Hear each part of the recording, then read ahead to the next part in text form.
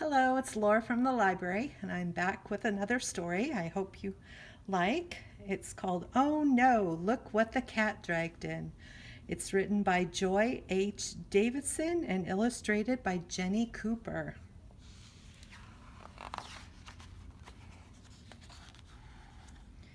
Oh no, look what the cat dragged in. We like to stay with Grandma, but she has a big black cat.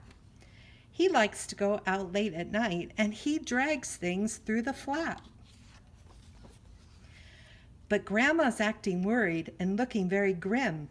She never knows each morning just what the cat dragged in.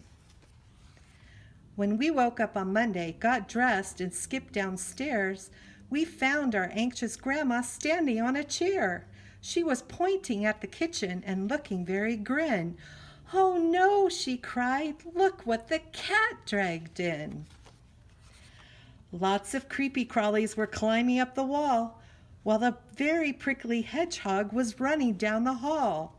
An enormous smelly rat was lying on the rug, and a big brown shiny cockroach was crawling up the jug. When we woke up on Tuesday, got dressed and ran downstairs, we found our troubled Grandma tearing out her hair. She was pointing at the kitchen and looking very grim. "Oh no, no," she cried, "look what the cat dragged in." Small gray mice and lizards were scurrying all around, and an army of busy ants were marching up and down. A strange pair of underwear were lying on the floor, and a large hairy bat was hanging on the kitchen door. When we woke up on Wednesday, got dressed and walked downstairs, we found our weepy Grandma bursting into tears. She was pointing at the kitchen and looking very grim. "Oh no, no, no," she cried, "look what the cat dragged in." A gruesome hairy spider was sitting on the tap, and a slinky hissing green snake was coiled up on the mat. There were big fat juicy maggots eyeing up the bin, while two giant grasshoppers tap danced on a tin. When we woke up on Thursday, got dressed and sneaked downstairs, we found our worried Grandma hanging from the chandelier. She was pointing at the kitchen and looking very grim. "Oh no, no, no, no," she cried, "look what the cat dragged in." Two birds under the kitchen chair were pretending very hard to look dead, and lots more scary creatures were buzzing around our heads. A rather angry weasel was snarling at the cat, and someone's dirty laundry was strewn across the mat.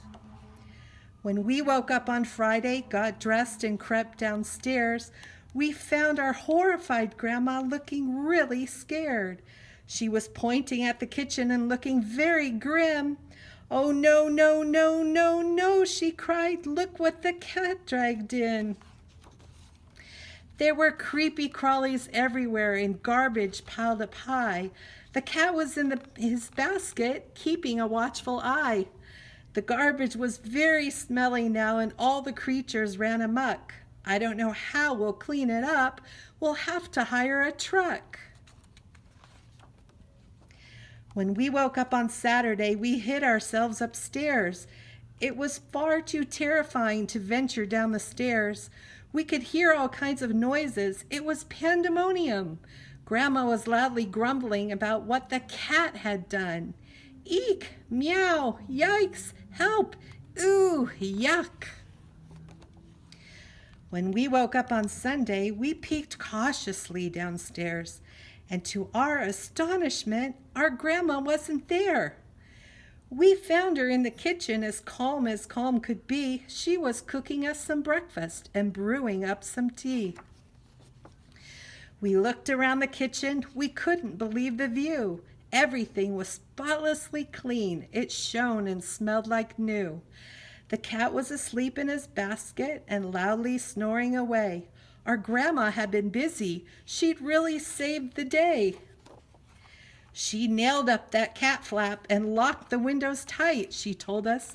Now in the future, that cat stays in at night. I hope you enjoyed that story. Have a great day. Bye-bye.